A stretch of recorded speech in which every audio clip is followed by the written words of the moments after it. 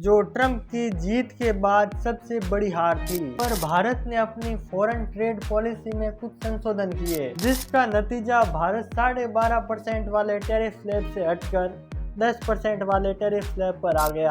भारत ने एक बार फिर पाकिस्तान को लपेटा। वहां पर जनता जस्टिस और जवाबदेही की मांग कर रही है।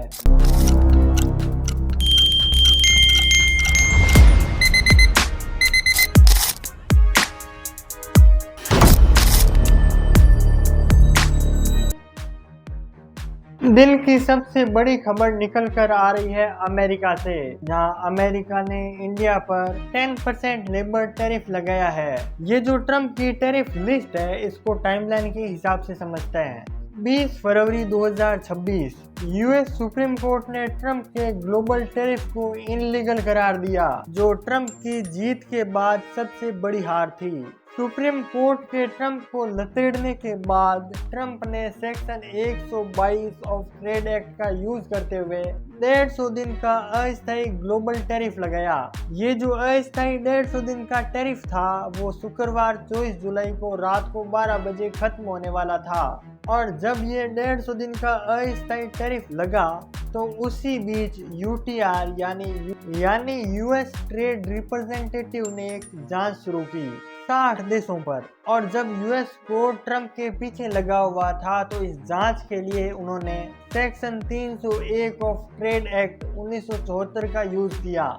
इस कानून को यूएस कोर्ट में चैलेंज करना काफी मुश्किल होता है। और इस टैरिफ गेम में 2 स्लैब है, एक 10%, एक 12.5%। पहले भारत 12.5% वाली स्लैब में था, पर भारत ने अपनी फॉरेन ट्रेड पॉलिसी में कुछ संशोधन किए, जिसमें फॉरेन लेबर से बने प्रोडक्ट के इंपोर्ट पर बैन लगा दिया, जिसका नतीजा भारत 12.5% वाले टैरिफ स्लैब से हटकर 10% वाले टैरिफ स्लैब पर आ गया। इन टैरिफ स्लैब्स को मैं आपके लिए आसान कर देता हूँ। 2 टैरिफ स्लैब्स में टैरिफ को बांटा है, एक 12.5%, एक 10%। 10% में भारत, पाकिस्तान, बांग्लादेश जैसे देश शामिल हैं। वहीं जो 12.5% है, उसमें चीन हो गए, जापान हो गए, ऐसे देश शामिल हैं।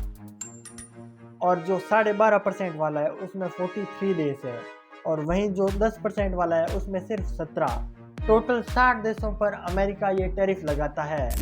शायद आपको ये अमेरिका का टैरिफ गेम समझ में आ गया। अगर आ गया है तो हम बढ़ते हैं अपने नेक्स्ट सेगमेंट क्विक अपडेट्स की तरफ। पहली खबर जुड़ी है पाकिस्तान से। भारत ने एक बार फिर पाकिस्तान को लपेटा। दरअसल जो आसियान फोरम है, आसियान फोरम हर साल एशिया पैसिफिक देशों के बीच सिक्योरिटी और डिप्लोमेसी के बातचीत के लिए की जाने वाली एक मीटिंग समझ लो आप। इसमें पाकिस्तान के जो विदेश मंत्री के भारत पर आरोप थे, उन्हें भारत ने बेसलेस कहकर नकार दिया। अगली update PoK Pakistan occupied Kashmir से जुड़ी है, जहां व्हीकल जैम स्ट्राइक और शटर डाउन चल रहा है। प्रोटेस्टर्स पर पुलिस वालों ने गोली चलाई, जिससे कुछ लोग मर गए। वहां पर जनता जस्टिस और जवाबदेही की मांग कर रही है।